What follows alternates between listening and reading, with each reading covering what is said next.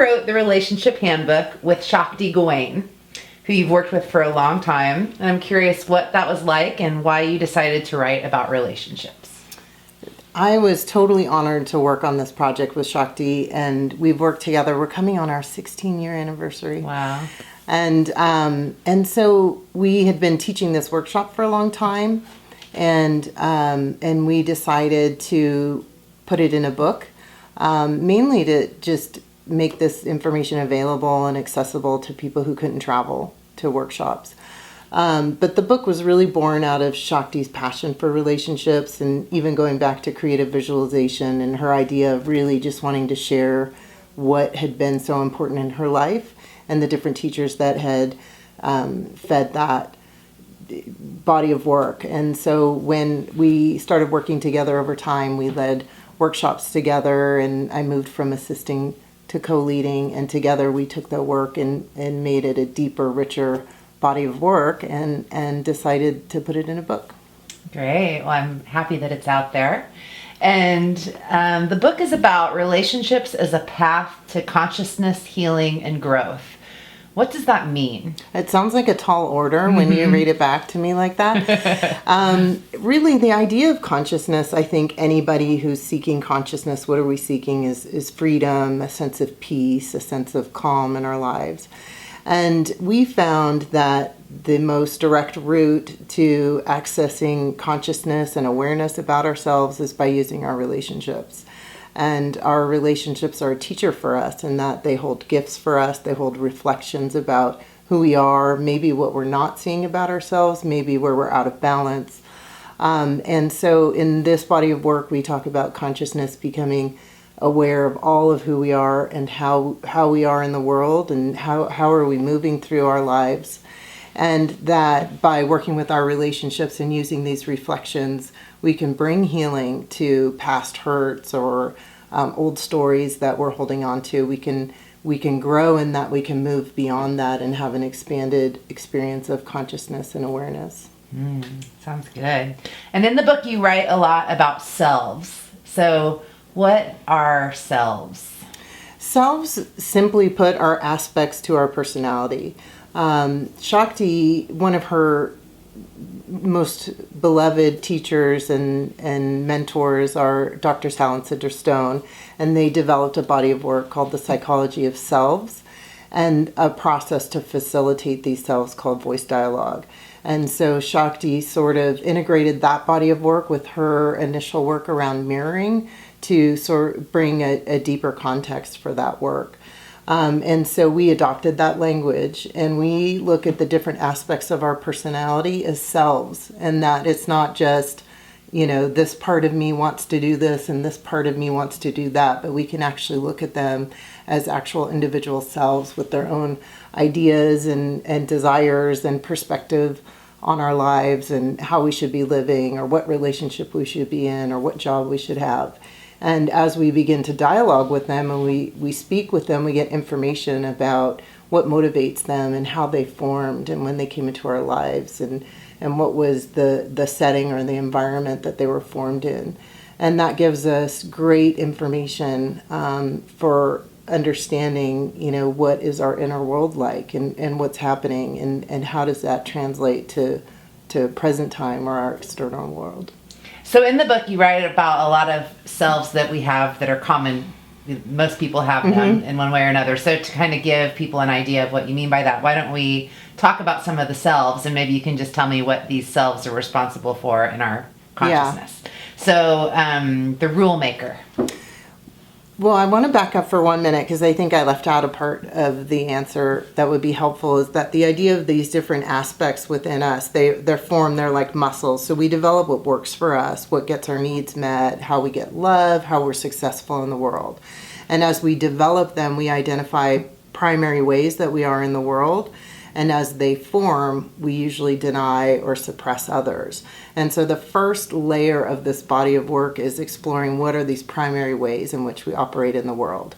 And that brings me to answering your question, which is the rule maker is the self that sort of sets the rules based on our informed experience of what our childhood was like, past experiences, and what are the selves that we formed to get us through life. And so the rule maker, whatever those rules are that we adopt and say this is the right way to be, the rule maker sort of sets the tone and keeps everyone in line. And what about the pusher? The pusher is the one who gets us out of bed in the morning. The pusher makes our to-do lists, and if we forget things, often the pusher will add them on to cross them off to just feel like they've really achieved something. But the pusher is really like the driving force that keeps us going and pushes us. So pusher out of balance could be what we talk about as a type A personality, really driven, super high achiever.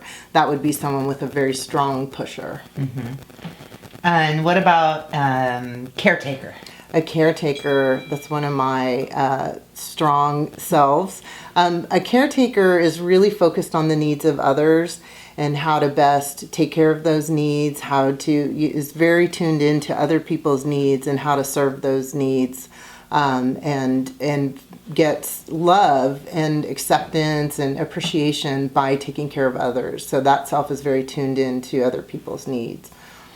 And what about the inner critic? The inner critic. In this body of work, we really embrace the inner critic. A lot of us have a negative experience with our critic and do a lot of work to get rid of the critic. But the critic I always think of it as like a little yippy dog that's like nipping at your ankles. And it's just there to really keep us in line. So whatever rules we've adopted, whatever way we think is right to be, the critic is keeping us in line. And it does that. It feels horrible. It feels like we're getting hit with a 2x4, but the intention of the critic is to protect us. It's like running interference so that other people don't criticize us, that we're not judged or outcast or criticized by others. So the critic does the job first as a preventative measure, but it feels horrible, and the way it's done is not helpful. In this body of work, once we can begin to dialogue with the critic and understand what's the essence that the critic is trying to show us or the essential message that the critic is trying to convey, then we can work with that and integrate it into our experience so the critic doesn't have to be so active. So is the goal here balance then? Like, because it seems like all of these things, if it's too strong an aspect of ourselves, that we could get into some issues in our relationships and in our lives in general. So is balance the key? I think balance and wholeness. I think that balance is, your idea of balance and what's right for you is going to be different from my experience of balance and what's right for me. So there's no formula that this is the way to be in the world. So the first experience is to become conscious. What is this process that's happening? And to have awareness about that, and to have awareness about what's motivating us. And in that context, finding balance. If I find that I'm really driven and I have a really strong pusher, that may be appropriate in some settings, but not in others. So balance might be that part of me is toned down in some situations and expressed more fully in others. And so really the goal of this work becomes about having conscious choice, that we're not just in default automatically responding and reacting to situations unconsciously, but that we begin to have conscious choice about how we behave and how we participate in our relationships and in our lives and in our work life. And what about the shadow sides? How does that factor into all of this? The shadow is some of the juiciest part, of this work, because there's so much there. So like I was saying before, we develop these parts of us that are really strong and dominant in our lives, and we call them primary selves. And as they form, because of the nature of how they're formed, we in reaction to that, suppress, deny, minimize other parts of ourselves. So these primary selves form a shadow. But we can't just do this work and say, okay, I'm going to do shadow work, I'm going to dive in. First, we have to understand, what are the parts of us that are sort of hogging the airwaves or taking up the space. And as we begin to recognize, that pusher is just part of me. There's a part of me that wants me to be uber driven and get everything done. But that's just a part of me, not all of who I am. And the second that I begin to see that as a part of me, I have an experience of separation, and space is created where other energies and selves and expressions can come in. And as soon as I create that space, most likely what gets filled in that space are my shadow selves, the opposites of my primary way of being. And the shadow can get formed as a protective measure, that it's not safe to be vulnerable, and so I hide that, or it's not good to cry in my childhood, so I suppress that. And they can also be culturally or socially unacceptable behaviors. But in this body of work, we embrace all aspects, and we don't hold value of this is good or bad or right or wrong. We see that all aspects hold a gift for us and have an essential quality that we need in our lives to find the balance and the wholeness that we're seeking. And so by creating space for our shadow sides, we can understand how did that come to be a shadow, and what parts of us, in an effort to really take care of us, decided that that was unacceptable. And we just create space, and it can be gentle. The more wounded, the deeper the shadow, the darker the shadow, the more time to nurture those parts and create space for them. But that's how I begin to have conscious choice, because I can see, I can be this pusher and super driven, but really sometimes I need to be lazy. I need to rest. I need to have unstructured time where I'm uncommitted. And if I want to watch TV and binge watch videos on Netflix, then that part feels very good. And I need that as an experience to have that wholeness in my life. What do you think is the most important thing for us to know about being in relationship? I think the most exciting thing about being in relationships are the opportunity to grow in our human consciousness, to have an experience where not only are we evolving, but humanity can evolve as we continue to relate with each other and investigate those relationships and understand how we are in relationship to our immediate partners and family, and then our work life and our community, and then how that gets reflected in the larger world.